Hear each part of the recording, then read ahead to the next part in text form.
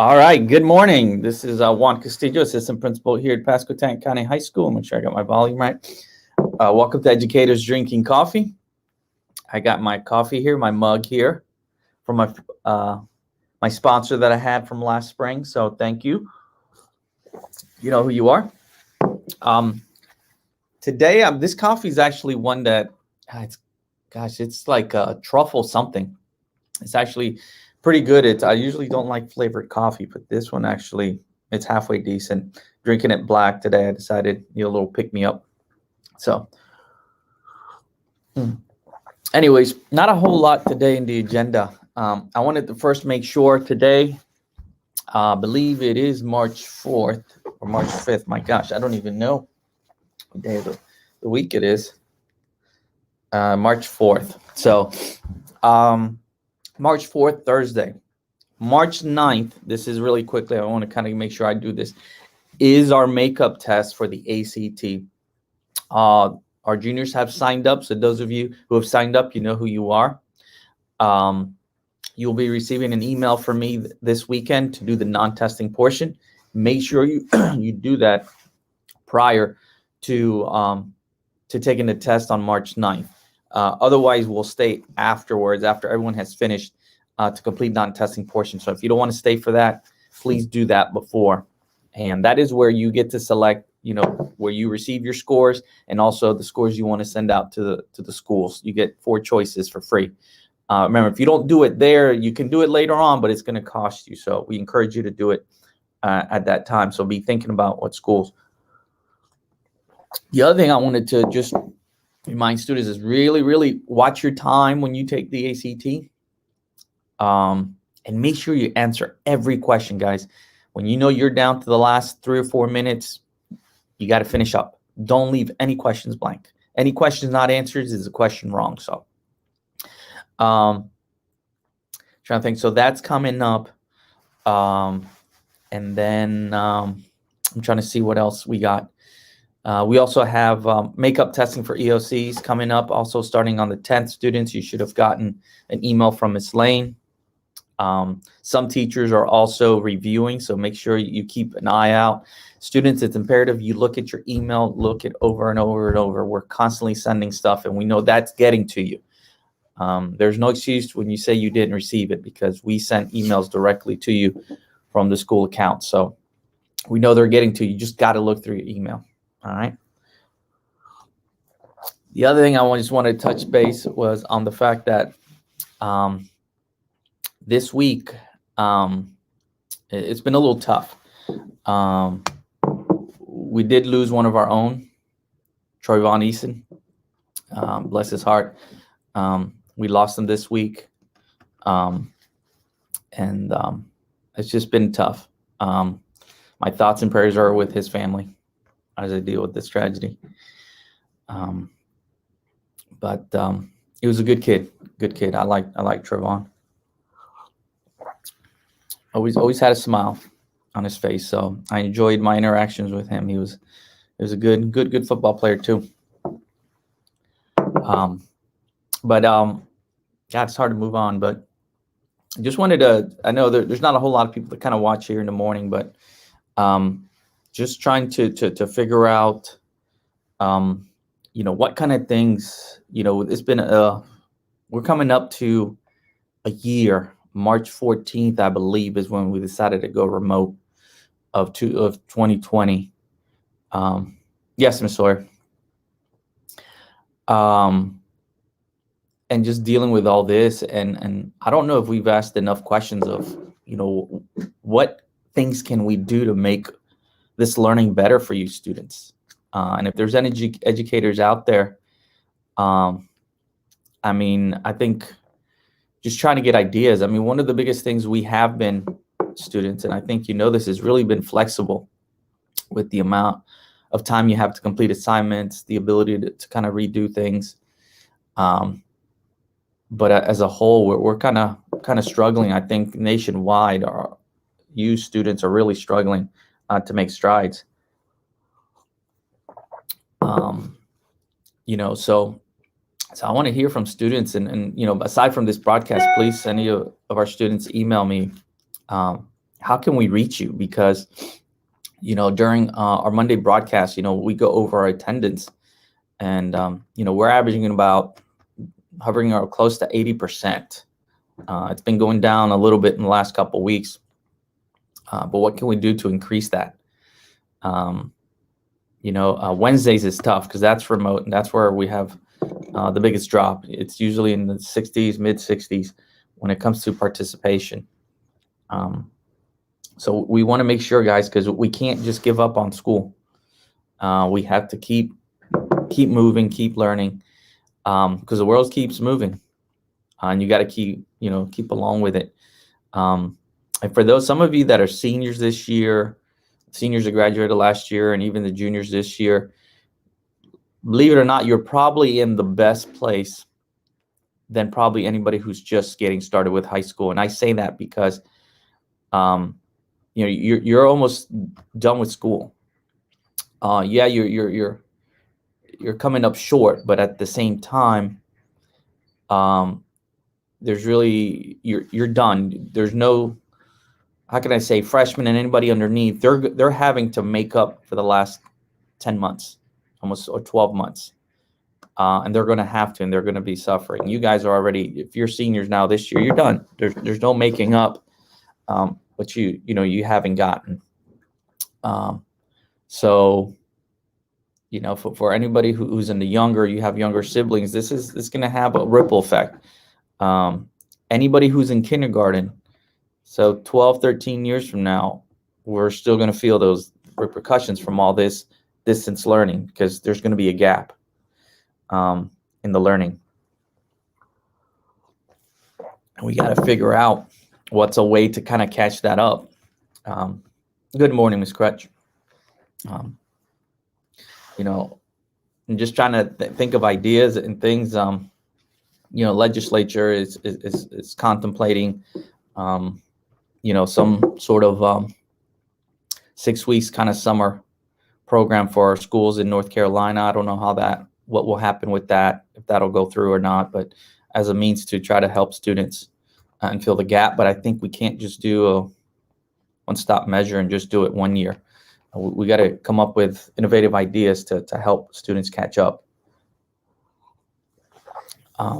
Because again, we're going to feel this and really feel it really strong, at least here at the high school level, for the next 4 or 5 years,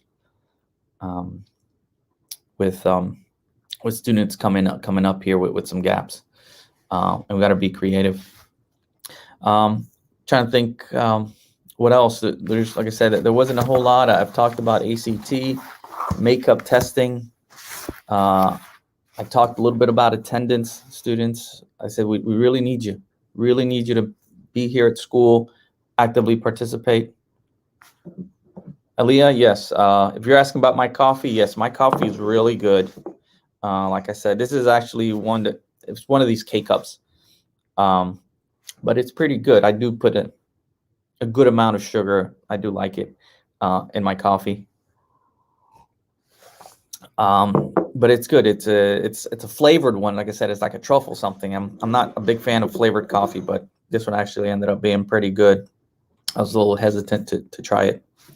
I actually, my brother brought me green coffee. Green coffee is pretty much unroasted coffee. It still looks, a little bit of that green. I actually got two. I got 2 green coffees that my brother brought up from Colombia, and one still has like that, kind of like that little shell. Oh, you have coffee, so you put the whole cup, like a dark rosy French in the K-Cups. Okay. Yeah, I think when you talk about French roast, if that's what you're talking about, I did not know. I think a French roast there's dark coffee and then there's French roast. So I guess like a French roast is beyond the dark roast. I don't know exactly what the process is, but it's interesting about that. But yeah, so I got these 2 kind of coffees. Hey, Trinika, how you doing? Then one with the shell, kind of like the onion, does a little shell stuff that I still need to unshell, I guess you would say. There's a little process for it.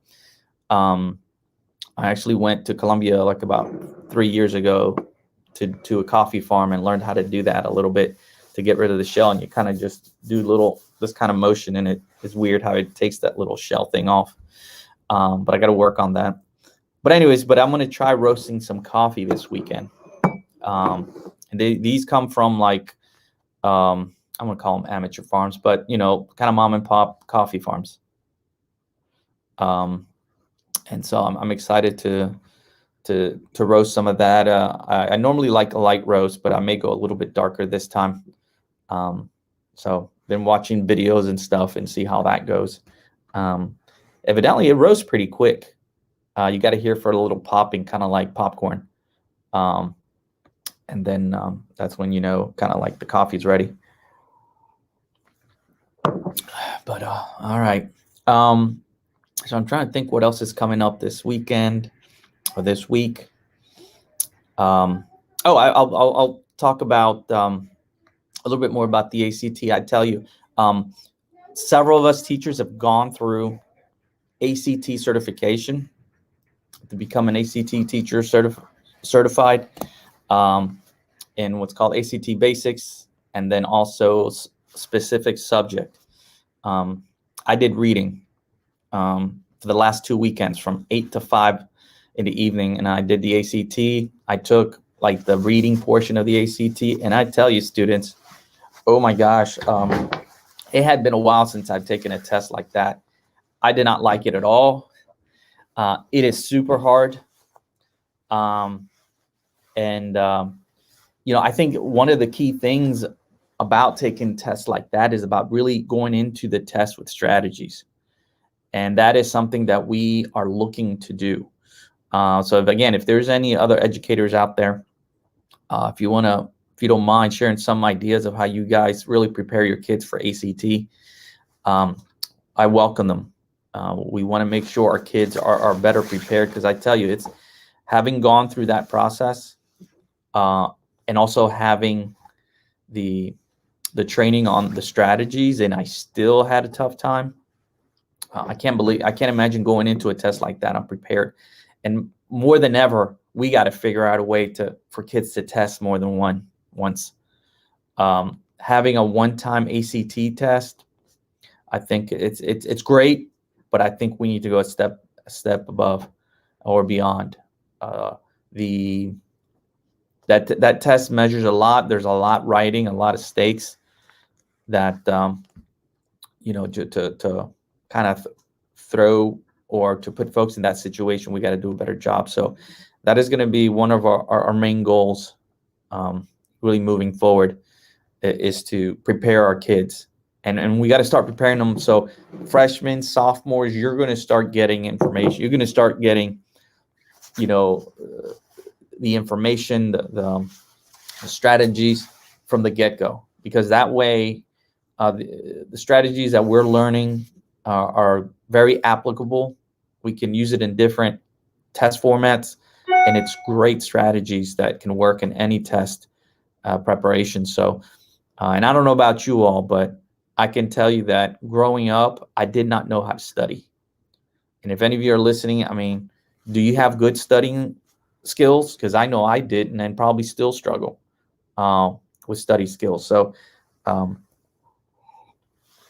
preparing for the test is crucial. It's critical. So with I think like I said, I think there's about 10 of us that are initially. I think hopefully that we'll have more staff members, and everybody is focusing on different areas. Like I said, I did reading. I think there's somebody else doing reading. There's some folks doing science, math, and we're going to get together and figure out a plan, and almost create a workshop for you students, because it's really good. It's really good information to know about when it comes to testing, which one of the key things, like I said, it's one that a lot of people know, but still some people don't know. It's about making sure you answer all the questions on that test, guys. Do not leave any. This is a test where leaving it blank is not the way to go. So you got to learn to manage your time. You got to look at how long, say the English portion is 45 minutes, and I believe it's 35 questions. And I apologize for right now. my mind is blank on the number of tests, number of questions and things like that. But I'll see if I can pull it up here really quick. But it's important to know, so you can pace yourself. Staying on a question. Sometimes staying on a question like 4 minutes on one question doesn't sound like a lot, but it is. So make sure you pace yourself. Trying to think some other things. Really read carefully what they're asking you to do when it comes to these questions. And also when it comes to the reading, one thing I learned is, sometimes they tell you read the first paragraph. It kind of tells you the whole story, but our strategy was more read the title, carefully understand it, and then read the last paragraph, because that tells you pretty much how writers sum up what happened throughout the story or the article, the narrative, whatever it is. So the title and the last paragraph. And it's something that, again, I knew that strategy, and I can tell you when I went to take that test, when that first question, the first passage came, I totally forgot about it. It wasn't until later. So again, that was fresh in my mind and I still forgot, but that needs to be second nature when it comes to doing it. And we got to do practice tests. But anyways, so March 9th, the makeup test, juniors, I've sent you an email letting you know that you'll be testing. We already had 49 students test on February 23rd. So now we have roughly close to the same amount testing now for the makeup. And I need you guys to be here beginning between around 8:15. Let's put it that way. I want to get started at 8:30. Come through the front door. Make sure you do your health screening form. Try to do it as early as the night before. You can do it from about 8 p.m. on. And so when you get here, we don't have to, that slows things down. Charge your Chromebooks, your school issued Chromebooks. Those are the only devices that you can use to take the test. We can't use your personal computer. So if you've gotten a school issued Chromebook, I need you to bring it that day and charge it the night before. Okay. We did have a couple students who ran out of, their computer shut down, and you don't want that. Okay. We want to make sure once you're in the flow of things that you can continue. Sometimes that little break, you think it's a good break, but it's not so much. I'm trying to think.